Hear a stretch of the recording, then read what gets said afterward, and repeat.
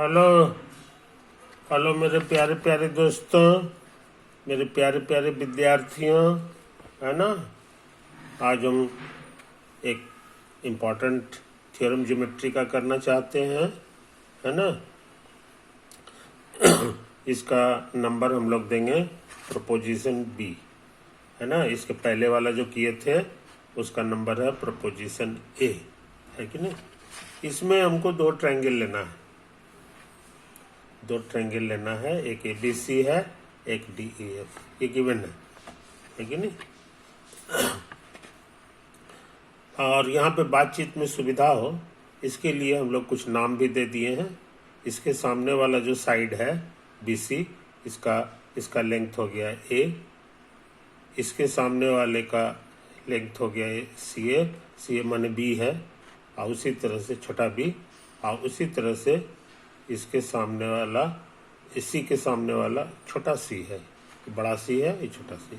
सब पुराना नाम है जो चल रहा है कि नहीं। अच्छा, और यहाँ पर जो एंगल बन रहा है ए पर, इसको बहुत से लोग ऐसे लिखते हैं, एंगल BAC, एंगल BAC, समझे। या अगर जल्दी में रहेंगे तो सिर्फ लिखेंगे एंगल ए, बस, है कि नहीं। ए लिखेंगे, इसका माने हो गया कि ये वाला एंगल। और इसका नया नाम हम लोग दिए हैं 1, है ना। ये और छोटा हो गया, कोई दिक्कत। उसी तरह से बी पर जो एंगल बन रहा है इसको 2 नंबर नाम दिए, इस पे जो एंगल बन रहा है 3 नंबर नाम दिया हुआ है।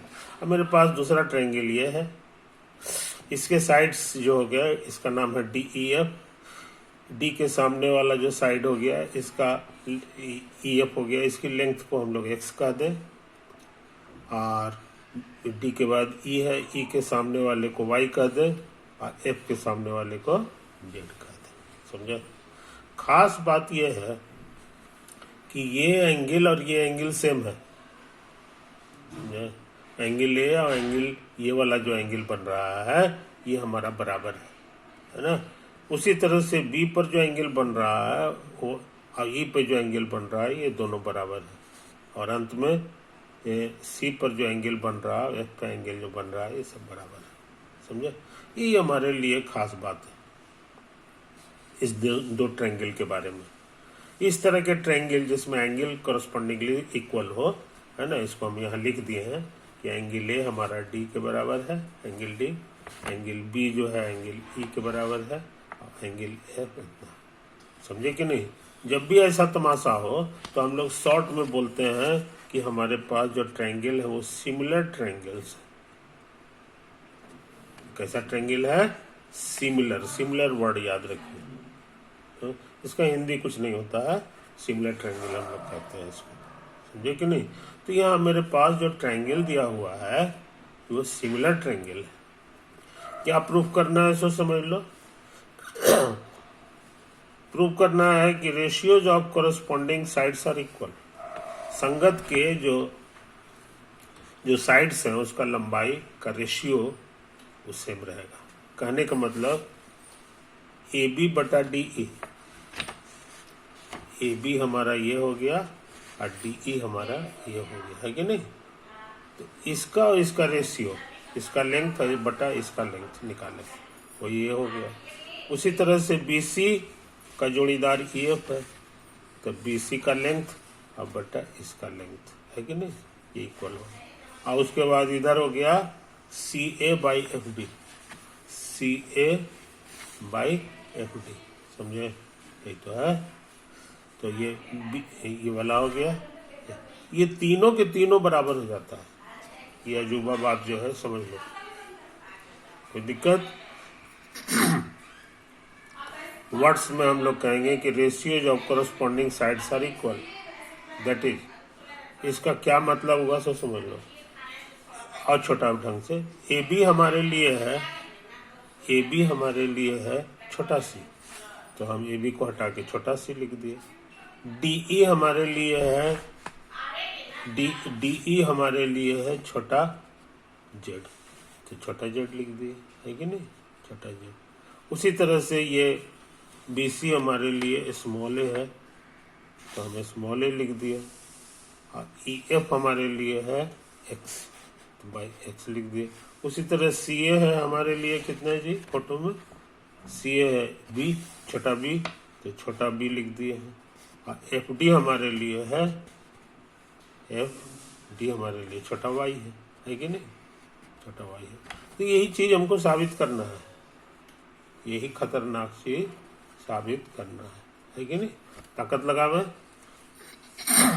ताकत लगावे।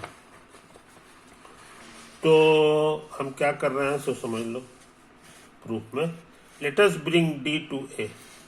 कहता है ये जो ट्रायंगल है इसको घसका के लाओ इधर। आप बी को डी को कहाँ पहुंचा दो, ए पर, समझे, ए पर पहुंचा दो। और ये जो लाइन है इसको इसी लाइन पर लाद दो, डी ई को लाद दो ए बी पर। तो हम लिख भी दिए हैं D E lies on A B. अच्छा, एंगल ए और डी बराबर है, याद रखो। क्वेश्चन कह रहा है कि ये जो एंगल है ये एंगल बराबर है, और ये इस पे लदेगा तो अपने आप ये वाला इस पे लद जाएगा, समझे। यानी डी एफ जो है लद जाएगा ए सी पर। तो हम लिखें हाँ, डी एफ लाइज ऑन ए सी। ये जो डी एफ है ये लाई करेगा, मैंने उस पर लद जाएगा, पड़ जाएगा ए सी पर, समझे। ये बहुत इंपॉर्टेंट चीज हुआ। तो फोटो हमारा कैसा बन गया सो समझ लो।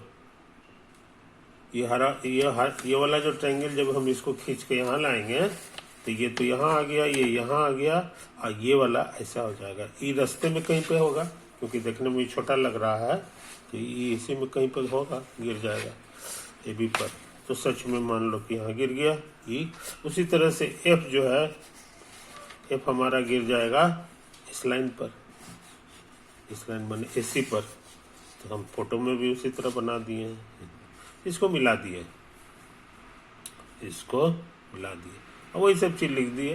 ये समुच्चा है हमारे लिए सी,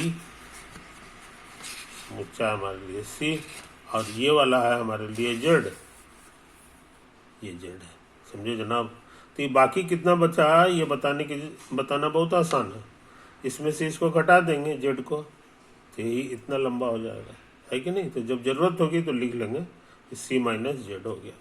उसी तरह की बात यहाँ है, ये पूरा है हमारे लिए बी, देखो है पूरा है बी, और इसमें से काट के निकाल देना है वाई, काट के निकाल दो वाई, तो ये बाकी बच जाएगा बी माइनस वाई, समझे कि नहीं।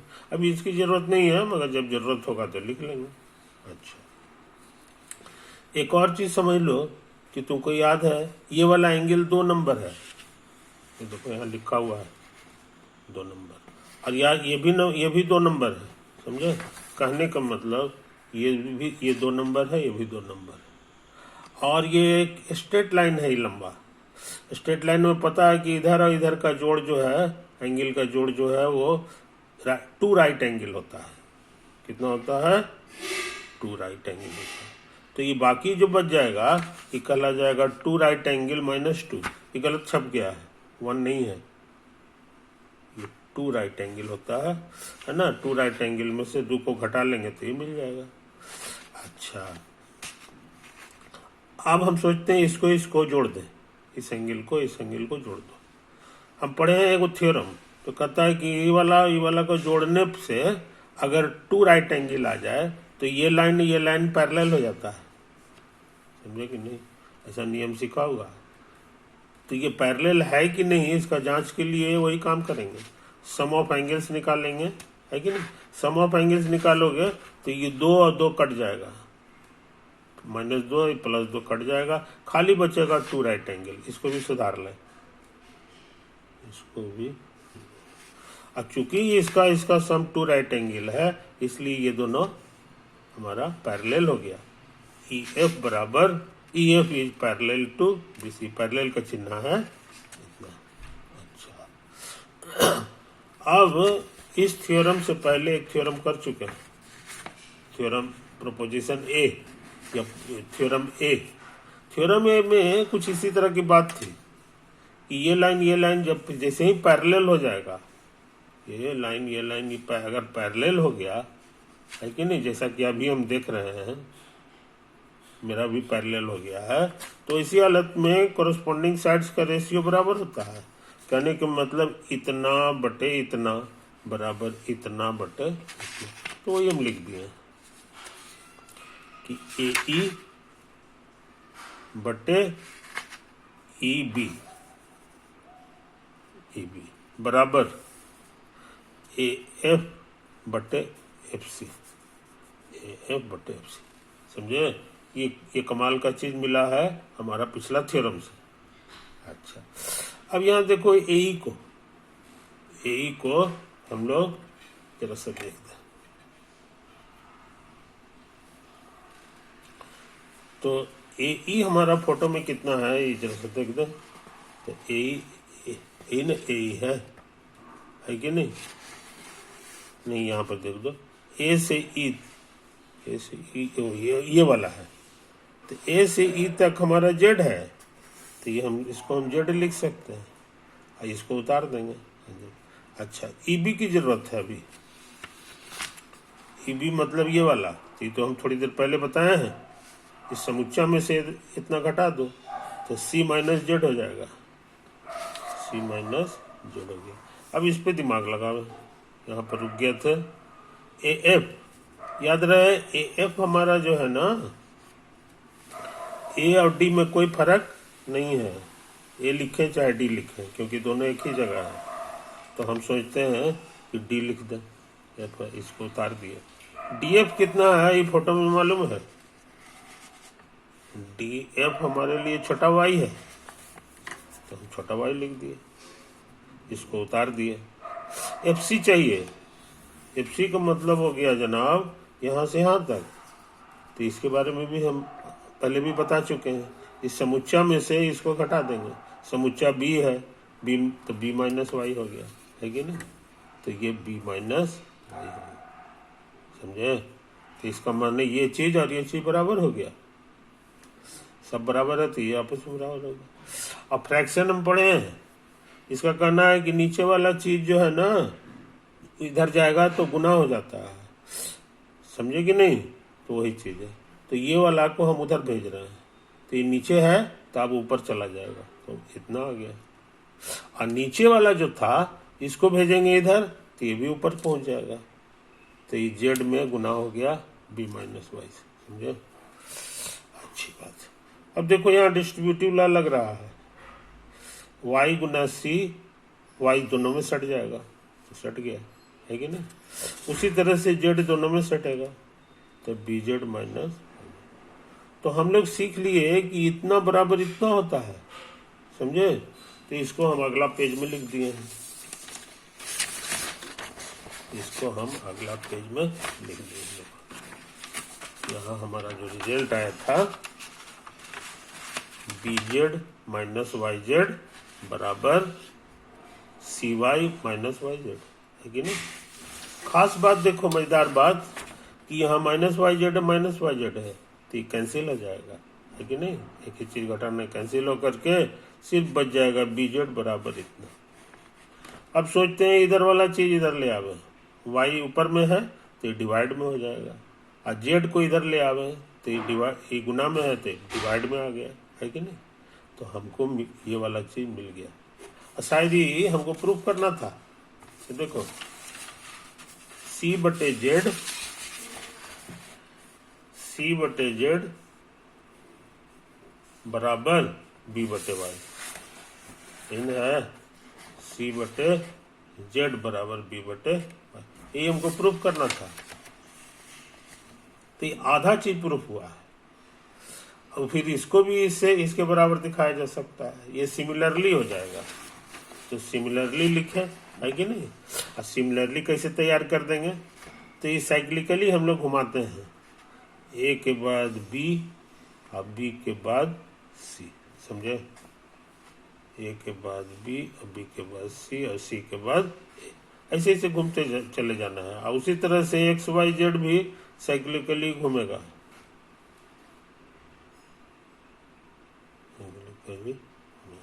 तो क्या होगा? बी बी के बाद बारी आती है सी का, तो बी की जगह सी लिखे। वाई के बाद हमारी बारी आती है जेड की, तो जेड लिख दिए, है कि नहीं। सी के बाद हमारी बारी आती है ए की, तो ए लिख दिए। जेड के बाद बारी आती है एक्स की, तो एक्स लिखे। तो ये भी दूसरा वाला भी साबित हो गया, सी बाई जेड बराबर A by X, C by Z बराबर ए बाई एक्स, यही तो निकालना था, समझे। तो एक ही चीज इसके भी बराबर है, एक ही चीज इसके भी बराबर है, इसका माने सब बराबर है, सब बराबर है कि नहीं। तो ये खतरनाक थ्योरम हम लोग कर चुके हैं, अच्छे लड़के इसको याद रखते हैं, है ना। तो सिमिलर ट्रायंगल में मोटा मोटी हम लोग वर्ड्स में कहेंगे कि सिमिलर ट्रायंगल अगर रहेगा तो कोरस्पॉन्डिंग साइड्स का रेशियो इक्वल हो जाता है, समझे। ये थ्योरम हमको बार बार जरूरत पड़ेगी। ओवर।